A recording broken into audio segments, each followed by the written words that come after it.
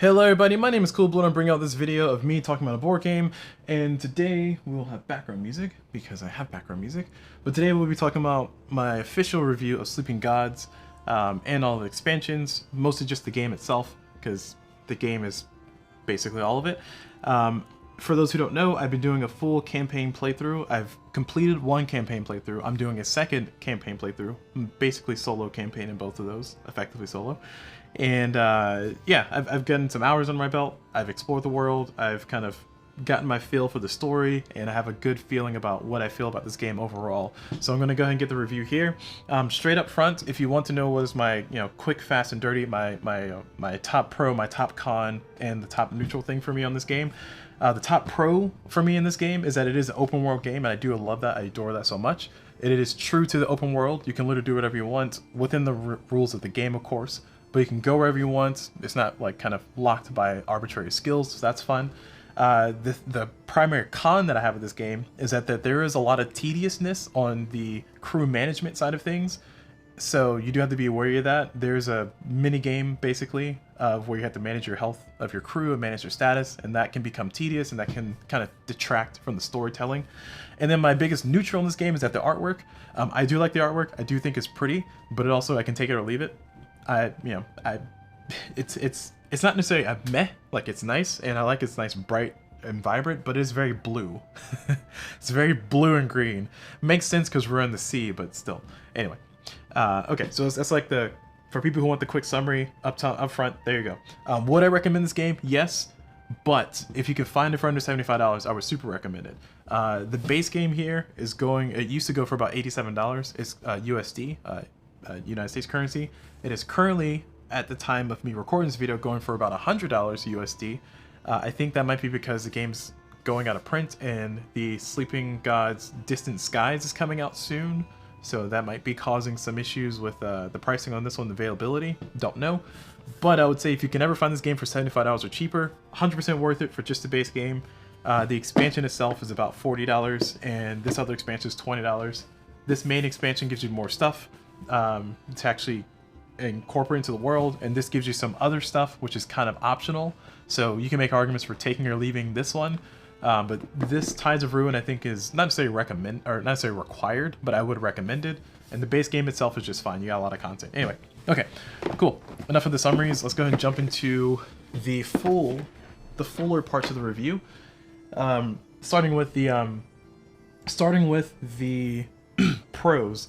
So we can start on a positive note. I did mention before that I love the open worldness of this game, but this game also has a fun story, has a compelling story. It is a narrative-driven game, as I mentioned before, and it is very much in the lines of choose your own adventure. You do not get to create your own character, which is kind of a bummer, because there are characters that already exist in the game. But those characters are basically 9 different crew members, and you control all 9 if you're playing solo like I do, or if you're playing with up to 4 people, you split the crew. Everybody gets 2 crew members, and then the captain is utilized between everybody. The captain of the ship. And speaking of captain, there she is, Captain Odessa. There's your captain. So this is kind of going into the whole pros of the game. I do like the fact that you have a lot to explore in the world. I do like the fact that the theme is immersive, and I do also like the fact that the story is fun. The fun story part comes into the realm of there's character interactions. Like every character has a background on the back of their cars. So here's Lawrence information. Here's Captain Odessa's background information, and they all have their own story that you can read into and get into the lore of, so you can get really deep down into the lore. That also meshes with some of the quests that you can do. Some quests are very character specific. Sometimes events will pop up that are very character specific. Sometimes fights will happen that are character specific, as in like this character is the one leading the charge or stuff like that. So it's very neat, and it's very cool that it pulls that theme and it makes it feel very cohesive, despite the fact that it's a very open world game and you can do whatever you want in whatever order you want.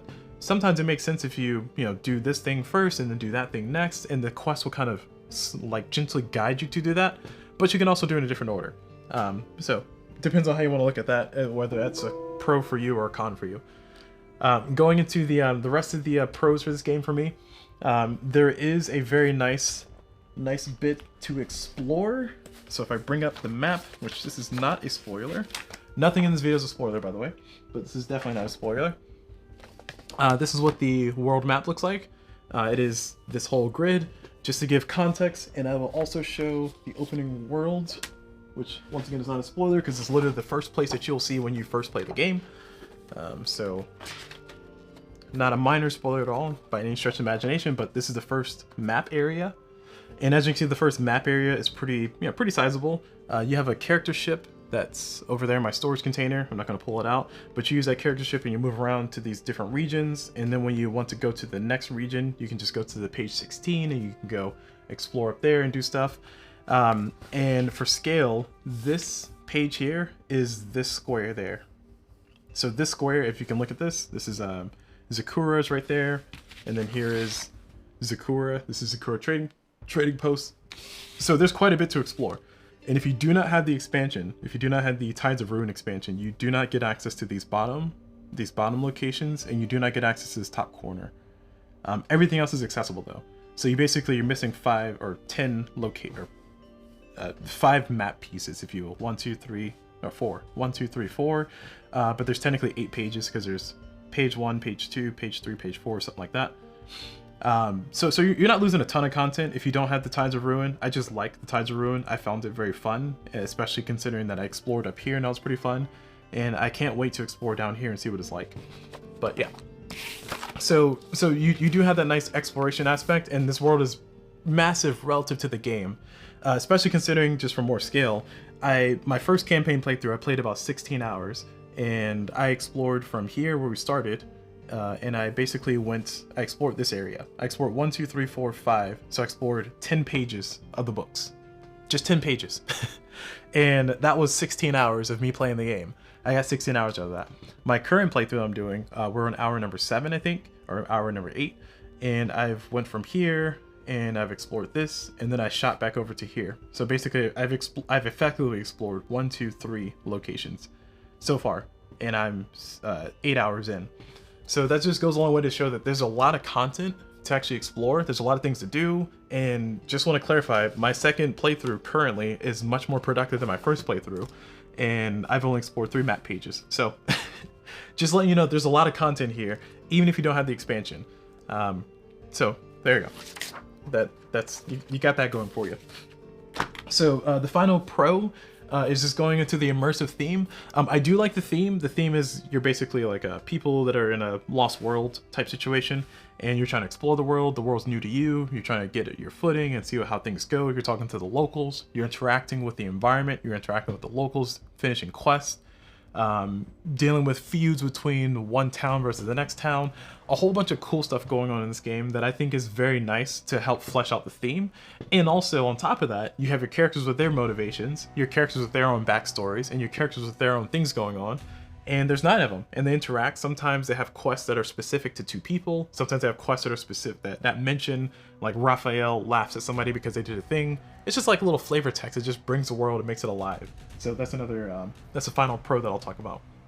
Moving over to the neutral points. The neutral points are primarily the artwork. We talked about that already. The next one is the customizability is not quite there. So you don't have the ability to kind of make your own customized character. It is the set 9, and this is a lot of characters. And we'll talk about in the final cons once we get to the cons. Another note about the fact that you have 9 characters to manage plus a ship, so 10 characters basically. But it would be nice if you had the ability to make your own character. That's more of a neutral point because I can take it or leave it, but I do see it as a legitimate thing to kind of mention. And then finally, multiplayer exists, but you're kind of just collectively storytelling like a role-playing game anyway. So for me, multiplayer was kind of meh. I wouldn't necessarily say it was a bad thing, but it wasn't like this made the game that much better. So feel free to take that how you want. All right, finally, the cons. The cons at the end of this video here will be essentially, you have 9 people to control. Like there's no way getting around this. You have a lot of people to manage, and it's very tedious because they all have their own health. So like Audrey here has 5 health. Marco has 5 health. Lauren has 5 health. Gregory has 6 health. And you gotta constantly like make sure that they're not down. There is no death in this game. It's more so if the person has if Kasumi, for instance, has 5 damage on Kasumi, then she's not dead. She just cannot. I'm not allowed to activate her for anything until I get her healed up. So she's still alive. She's still with the crew. She still exists. I just cannot utilize her abilities, and I cannot ask her to do anything, which thematically makes sense. But that means that you really have to kind of bounce around between, okay, make sure Kasumi has health, making sure that the fatigue, which is one of the resources in this game, the fatigue is not too much on Mac, make sure Raphael can do his thing, make sure the Captain Odessa is fine, and it's very, very, very, very, very, very, very tedious. It is not something that bothers me, personally, because I kind of enjoy that puzzle, that nice little puzzle that comes in with it. But it is something that it is probably one of the biggest cons of this game that, you know, people have expressed. And I do want to acknowledge that. The way that I've gotten around that, because like I said, I do enjoy this game. I'm, you know, what, 20 plus hours in, is that I just look at this as one character, which kind of diminishes the whole individuality and kind of diminishes the whole individual characterness and the theme, if you will. So I will acknowledge that too. But if you look at, when I look at this as one character with 47 health between all the characters, plus some skills that I have to distribute, like for instance, if I want to do a strength check, which is this symbol here, then I would need to have 1, 2, 3, 4, 5, 6 to work with, and I have to manage that. If one of my characters, for instance, let's say Gregory is not available for that particular check, he wouldn't go face down, but let's say he is, then that means that I have 5 of my possible 6 strength to use, and I have to kind of manage that game of making sure I have enough to meet the challenges, meet the skill checks that I come across. But yeah, that can be very tedious, and like that's like one of the biggest cons. It's probably the only con. It's not the only con, but it's definitely one of the biggest cons. I would make the argument that this game does have some power scaling issues. Sometimes you can meet fights that happen that are just like, okay, we're just gonna get mopped, and this is gonna be an easy fight. Sometimes you get to those fights where like, okay, this is a cakewalk. Like I feel like I've wasted time setting up this fight, and I spent resources for nothing. So there is some scaling issues. I wouldn't necessarily call it like an atrocious situation of the game becomes too hard, the game becomes too easy, but it does kind of damper the game a little bit, especially when you have like, you know, a big quest that you're doing, and then you get to the fight, and the fight just like, you know, some puny little enemies. You're like, this is a lot of build up for nothing. So that's a little sad. And the final con is that this game does live on the table. It doesn't necessarily hog the table like something like an Endless Winter would or a Gloomhaven possibly could, but this game does live on the table, and it does take up space. I would say that this is equivalent, for how much space it takes up, it's equivalent to having Gloomhaven out on the table, plus maybe like, you know, some extra modules for Gloomhaven, like extra player aids. It'll probably take up the same amount of space. So this game does take up a lot of space on the table. As you can see, we have the box here, this base game box. All the stuff is in there. This box is pretty thick, so it is a little bit big on the shelf. I think it does fit on a Calyx shelf. I do not have Calyx shelf, so I wouldn't know, but it apparently fits in a Calyx cube. That's my assumption. But yeah, that's another one of the cons on that one. So that's gonna be the end of me just kind of talking about this game. I would highly recommend it, as I said at the top of the video. I think $100 is a big ask for this game. I do think $75 is more of a reasonable price, and by reasonable I mean it's still on the higher end. Like if this game was like, if you can ever find this game for $50, I would say just jump on it immediately. Like it's just worth it. But $100 is a lot to ask for a campaign game. Yes, you do have situations to where you might, or that you can kind of memorize where things are, especially if you play multiple campaigns. You can know that location over there has that cool thing, and this one over here has that other cool thing, and that can give you a shortcut. But I kind of see it as the same way of you playing like a Skyrim again. If you play video games, if you play Skyrim 5 or 6 times, you know where all the quests are, you know what you're going to do, but you're just trying a different playthrough. You know, you're trying a different class this time. You're trying a different try and maybe do a playthrough to where you finish all the quests for this particular guild, or finish all the quests for that particular person. It's one of those situations.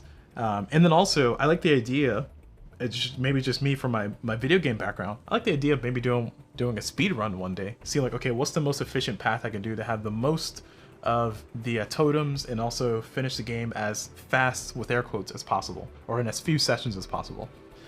That would be pretty neat. I'm just kind of mulling around with the idea because I have been playing this game a lot, but we'll see. We'll see if that lasts. Anywho, that's going to be it for this video, as I mentioned before. So thank you all very much for watching. Hope you enjoyed it. Oh, if you have any questions, feel free to let me know in the comments below. If you do want to check out my playthroughs, I'll link those in the description of this video, and also put cards up so you can see those 2 playlists for the campaign playthroughs. They will be full of spoilers, so heads up before you do jump into those. But if you watch them from start to finish, you'll be basically playing the game along with me, or watching me play the game. Let's play, essentially. But yeah, that's all I had to say. So thank you all very much for watching. Hope you all enjoyed it. And as always, I will see y'all whenever.